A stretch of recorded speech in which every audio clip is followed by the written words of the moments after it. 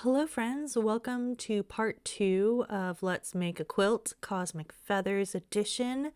So I am actually going to be putting in making my templates in this video, which technically I did it first, yes, but I'm doing it in this video because I'm about to be cutting with the templates, and so I wanted to talk about that. So I was going through and well, let me back up. The very first thing when you print off your templates, if you are getting a PDF pattern, you want to check your boxes to make sure that they are a square inch. Or whatever dimension the designer puts them in at. These are a square inch. Lovely. Testing that out, making sure that my square inch is the designer's square inch. In this case, Tara and I are going to have the same inch checks to make sure that we are getting the right sizing for both of our patterns, even though she's in Canada and I am in Texas. So this is the very first thing to do. So now I'm going to go through and you're going to notice these little circles and it says line up this circle. That's the text inside of it. So that's exactly what I'm doing right now. I am lining up the text in the circle.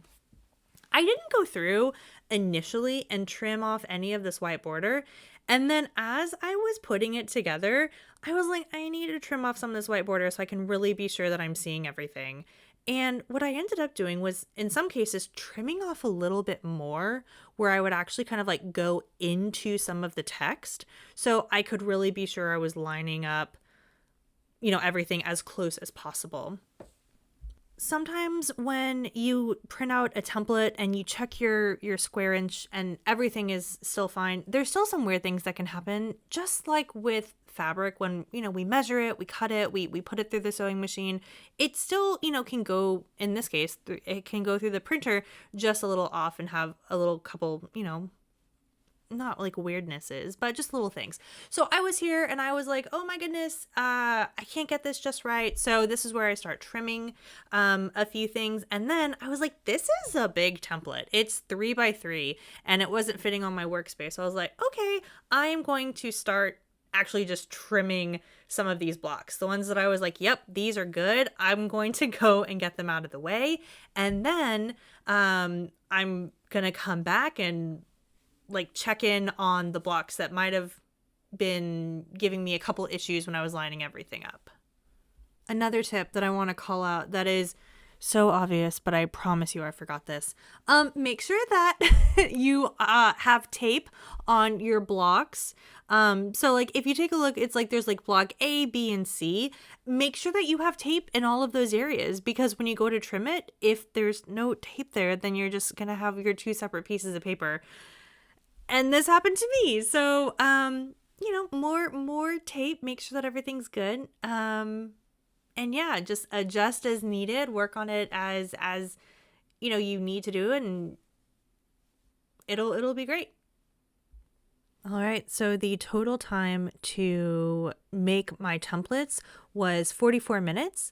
So this now brings us to 6 hours and 29 minutes of working on this quilt.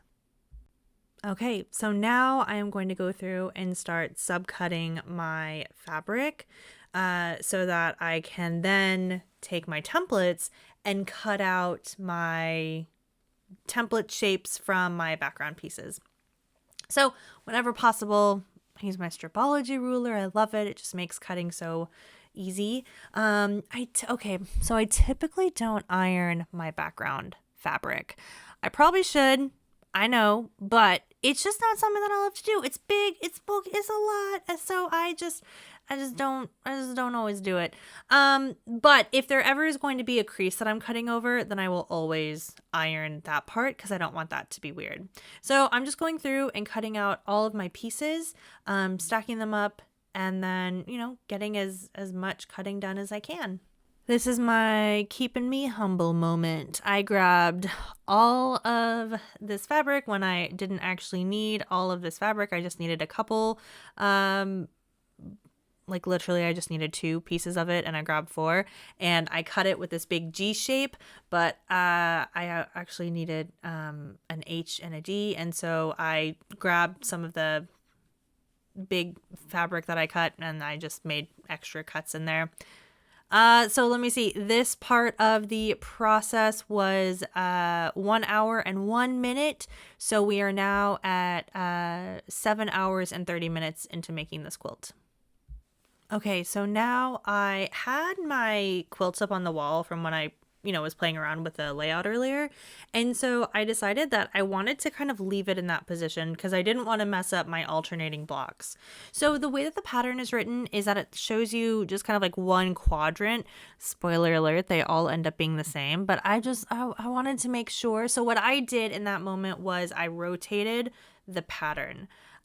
Also, I didn't realize I forgot to cut 2 pieces. So when I was laying everything out, I was like, oh, I'm missing 2 pieces. So I had to cut 2 extra pieces. But that was okay. And then this is where I lose some footage. My phone ran out of storage and it ended 15 minutes. So we're going to add 15 minutes to this time. You're about to see like a bit of a jump on that bottom right block when it got finished, but that's what happened there. So then I finished that block and I rotated it because I wanted to kind of mirror everything that I was doing with this top block to make sure that everything was good. And I was just combining, pieces as I could because y'all know I like to do things in batches as possible and chain piece when I can. But I'm going to show you that even more when I bring together the other half of this quilt. Okay, so now half of the quilt is together and I'm going to lay out the other half before I bring it together. I really like doing this, and I know not everyone has a space, but it just kind of is nice to be able to see everything. And watching this back, it's really cool to see how exactly am I pulling the pieces down to then bring them together. I really also want to call out this quilt. Like when I first saw it, I was like, oh my God, that looks so hard. How would you ever do it? And I trust Tara. She's brilliant. Like it comes together so smoothly and easily. I think if you have, if you're confident in your quilting, I think this is absolutely something that you can do.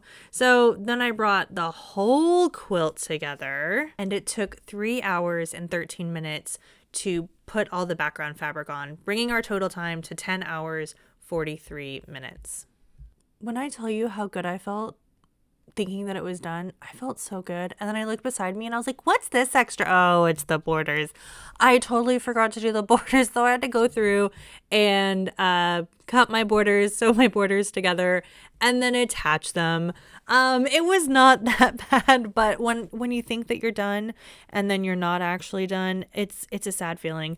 But it's fine. It happened. 54 minutes to cut and attach the borders, bringing our new total time on this quilt to 11 hours, 38 minutes.